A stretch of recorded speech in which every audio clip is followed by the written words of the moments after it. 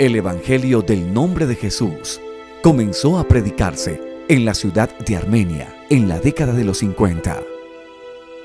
Uno de los primeros bautizados en la región fue el hermano Fabio Cardona. Conocí al hermano Larsen, al hermano William Dross, al hermano Louis Morley, al hermano William Thompson. Más o menos por 1953. La obra en la Iglesia Central de Armenia empezó precisamente, era como, que yo no recuerde mal, uno de los que estuvo allí primariamente fue el hermano Campoya Bernal. Luego estuvo el hermano Dross. Era más o menos septiembre, supongo que era septiembre de 1953. Allí fue difícil, pero Dios siempre ha sido triunfante en todo y en todas partes. Armenia fue la ciudad cafetera donde empezó el mover pentecostal. Luego, en 1956, se hace el primer culto en la ciudad de Pereira, en casa del hermano Carlos Guapacha, donde asistieron 7 personas y donde Dios sanó poderosamente a una niña de 8 años. El hermano Louis Morley y la hermana Sally Lemos se encargaban de reunir los niños para la escuela dominical. Después de unos meses, el grupo ya tenía 30 personas y se nombró el primer pastor, Reinaldo Zapata. Los primeros bautizados en Pereira se realizaron en el río Consota, vía Guacarí, y los primeros coros que se cantaron fueron Unos brazos humildes y Cuán grande es Él. Los hermanos Sigifredo Valencia y Fabio Gallego fueron enviados desde Sevilla a Valle para continuar con la predicación. Y a comienzos de 1960, el hermano Manuel Ospina fue posesionado por el hermano Bill Dross como pastor de la Iglesia Central de Pereira, que solo tenía 40 hermanos. En 1969 llega el hermano Domingo Zúñiga y hay un tiempo de bonanza en Pereira. En Manizales, la predicación del Evangelio inició con el hermano Reinel Galvis, quien venía a realizar cultos desde el Valle del Cauca. En 1963, el hermano Juan Cuenca trabajó en esta ciudad por espacio de 7 meses. Luego le recibió el hermano Octavio Valencia.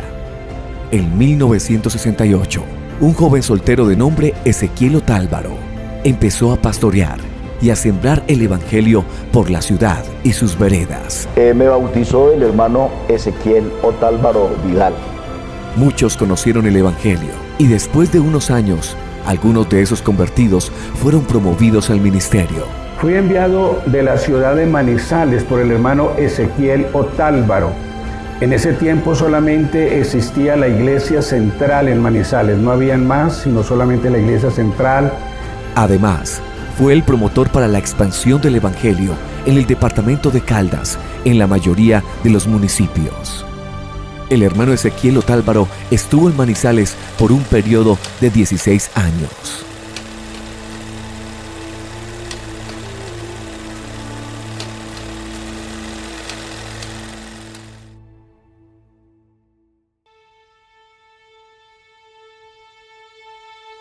Bueno, fue muy difícil. En Armenia teníamos el problema de un vecino que era jefe de X bandas. Pues yo personalmente tuve experiencias muy duras, tal como recibir disparos de los enemigos. Me cuento, hermano, que un hombre me hizo 3 tiros con una escopeta y el Señor me blindó, que no me entró una sola bala. Bueno, recuerdo que era muy difícil porque todavía, especialmente la religión nos atacaba muchísimo. Teníamos un ataque religioso muy fuerte. Y así ocurrió, nos echaban piedra en Cerrito. El jefe de la religiosidad encabezó como 300 personas a donde estábamos nosotros. Estaba el hermano Morley, estaba Cardoso, y estaba mi persona y un grupo de la iglesia de Cerrito.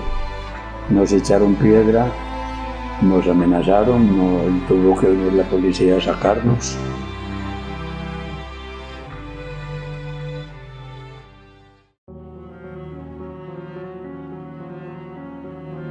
Bueno, la verdad que yo lo que más recuerdo es ver hombres transformados, de drogadictos, hombres que eran muy reconocidos en la sociedad, que de verdad nadie daba ningún centavo por ellos, y en el aspecto físico, en el aspecto del consumo de la droga, y verlos transformados y verlos sirviendo al Señor, eso realmente fue parte de esos inicios de esa obra maravillosa, además de los milagros de sanidad que era muy frecuente oír en la iglesia de personas que recibían el mensaje del Evangelio a través de también una obra poderosa de sanidad que Dios efectuaba en la vida de ellos, y especialmente también ese cambio, esa transformación que se producía de ese aspecto tan religioso marcado en esa época en la cual nosotros vivimos, y ver que ya sin ninguna pena, sin ninguna vergüenza,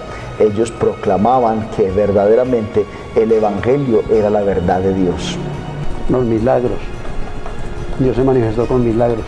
En Pereira, recuerdo en una convención que estaba un paralítico y mudo sentado en una silla, y cuando eso hacíamos jugoncitos, ¿no? Comenzamos a cantar, a aplaudir, a orar por los enfermos. Y un pastor le dijo, no recuerdo qué pastor le dijo a un paralítico, levántese en el nombre de Jesús. Y el hombre se levantó abandonando su silla y comenzó a glorificar a Dios después de haber sido mudo. Dios sanó allá una señora de un tumor canceroso. Predicaba el hermano Zúñiga esa noche. ¿Y qué pasó? No, pues predicando él, se vino esa señora a gritos de por allá, a mitad de las bancas, y trasbucó una cosa ahí llegando a la plataforma y vomitó un tumor. Bueno, en mi conocimiento y en el tiempo que llevo en el Evangelio, los acontecimientos muy especiales en este sector del país fue un gran avivamiento de abrir obras. Sobre todo lo recuerdo mucho con el hermano Jairo Marín, hubo una expansión de abrir nuevas obras, y de esa manera fue creciendo mucho el Evangelio. También hemos visto muchos milagros de parte de Dios en cuanto a sanidades divinas y también crecimiento de la obra del Señor. Después del año 90, por ahí en el 2000, empezó un movimiento muy fuerte que tuvimos en la iglesia, que fueron las campañas en los parques. Entonces ya se nombraron evangelistas y se hacían campañas masivas en los parques. Habían multitudes de personas. Yo recuerdo que en el año 94, por ahí, tuvimos una concentración en el barrio Kennedy en Pereira, en la plaza del barrio Kennedy en Pereira, pero eso fue de multitudes de gente, o sea, se desplazaban cantidades, miles de personas a esos eventos. Venía el evangelista, se hacían 2 o 3 cultos en las noches y era mucha la gente que se entregaba al Señor. Puedo dar fe de un milagro que Dios hizo en mi familia, precisamente con mi mamá, que fue sana de un cáncer en su matriz, teniendo una hemorragia permanente. Dios hizo una obra maravillosa. Eso hace ya más de 16 o 17 años y gracias a Dios todavía tengo a mi mamá ahí con vida y completamente sana. Conocí al concilio misionero, hermano Larsen, hermano Thompson y el hermano Morley. Para el tiempo mío había muy pocos pastores, tal vez unos, por ahí no llegaba el número a 70. Bueno, yo recuerdo que cuando llegamos a la iglesia ya era la región occidental, creo que eran los años 70. Hablando de regiones, el país se dividía en 3 regiones. Eran inmensas, la región oriental, la región occidental y la región norte. En cada una de ellas pues llegó a haber un supervisor. Inicialmente eso lo llenaban los misioneros. Inclusive yo tuve el privilegio y la bendición de escribir algunos artículos para el Heraldo, y lo hacía precisamente definiendo la región occidental de nuestro país. Fui supervisor en el año de 1984. Bueno, había menos de 500 pastores habían en Colombia, porque yo recuerdo que recibí la licencia 488. La administración de la iglesia en ese tiempo era también de mucha visión y a diferencia de este tiempo considero que era una administración más rígida. En ese tiempo teníamos 12 distritos, ya teníamos 12 distritos establecidos en ese tiempo y como tuve la oportunidad de ir escalando, ir haciendo parte de comités distritales, nacionales, entonces la administración en ese tiempo era muy centrada en el consistorio, los comités nacionales, los directivos, que en ese tiempo eran los oficiales, y los comités distritales.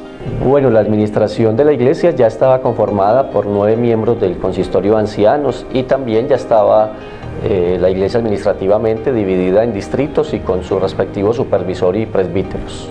Actualmente nuestro distrito cuenta con 170 congregaciones, de las cuales tenemos 149 que son obras plenamente conformadas, 10 son obras en proyección, 9 obras en formación y 2 obras misioneras.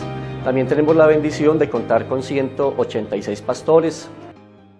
Hoy recordamos la siembra, las persecuciones, los momentos difíciles, la expansión, el fruto y desarrollo administrativo de un distrito que fue y sigue siendo cuna de grandes líderes.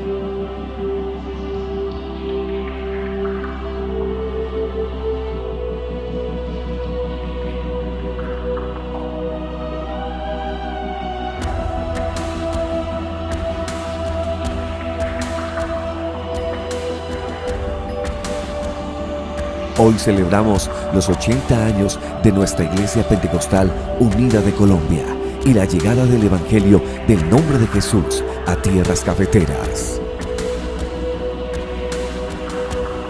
Y que lo sepa la generación venidera.